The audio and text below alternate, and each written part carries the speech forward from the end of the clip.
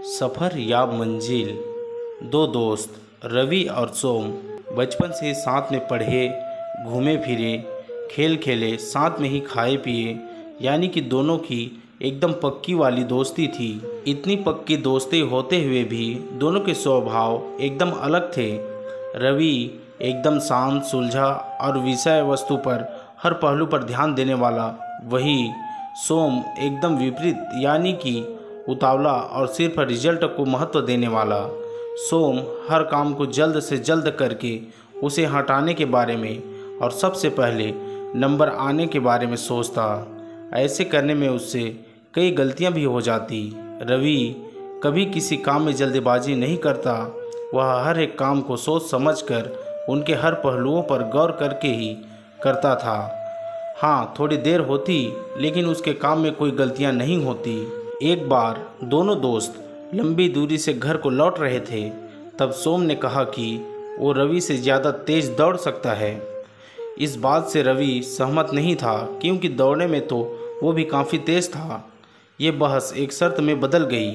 दोनों ने तय किया कि वह जहाँ पर है वहाँ से उनके घर तक की दूरी अब वह दौड़ कर तय करेंगे, और जो सबसे पहले घर पहुँचेगा वह विनर होगा। दोनों ने साथ में दौड़ना शुरू किया। कुछ दूर जाकर वे दोनों कंकड़ पत्थर वाले रास्ते पर दौड़ने लगे। वहाँ पर रवि अचानक रुक गया और अपने जूते खोलने लगा। उसे ठहरा हुआ देख सोम ने मुस्कुराते हुए कहा, क्या हुआ, अभी से हार मान ली?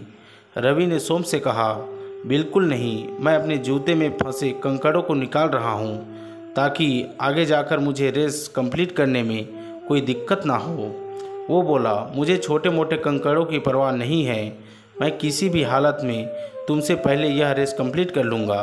इतना कहकर सोम आगे बढ़ गया। रवि ने अपने जूतों से कंकड़ निकाले और अपनी रेस में फिर से शुरू की। अभी आधा ही रास्ता तय हुआ था कि रवि दौड़ते दौड़ते गांव तक पहुंच गया। उसने देखा कि सोम की रफ्तार धीमी हो चुकी है। उसे यह समझते देर नहीं लगी कि सोम के जूतों में फंसे कंकड़ों की वजह से उसे दौड़ने में तकलीफ हो रही है। देखते ही देखते रवि सोम से आगे निकल गया, लेकिन तभी रवि को पीछे से सोम की आवाज़ सुनाई दी, जो उसे मदद के लिए बुला रहा था। रवि तुरंत पीछे मुड़ा और अपने दोस्त की मदद करने के लिए उसके पास पहुंच गया। वहां जाकर रवि ने देखा कि सोम के पैरों से खून निकल रहा था, और वे उन्हीं छोटे कंकड़ों की वजह से हुआ था जो उसके जूते में फंस चुके थे और उसने निकाले नहीं थे। रवि ने अपने दोस्त के पैरों से वह कंकड़ निकाले और उसको सहारा देकर घर ले गया और उसे दवाई लगाई।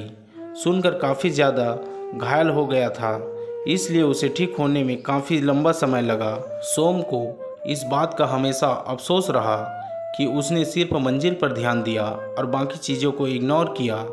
दोस्तों, दुनिया में दो तरह की सोच रखने वाले लोग होते हैं। एक वह जो मंजिल को ज़्यादा महत्व देते हैं और सफ़र पर ध्यान नहीं देते। दूसरे वह जिन्हें सफ़र में भी उतनी ही दिलचस्पी होती है, वह सफ़र को भी उतना ही एंजॉय करते हैं जितना कि मंजिल को। और ऐसे लोग जानते हैं कि मंजिल तक पहुंचने के लिए सफ़र में कई सारी चीज़ों पर ध्यान देना पड़ता है, और आखिर में वही सही सलामत अपनी मंजिल पर पहुंचकर उसका आनंद मना पाते हैं। दोस्तों, ये कहानी हमें बहुत ही महत्वपूर्ण बात सिखाती है।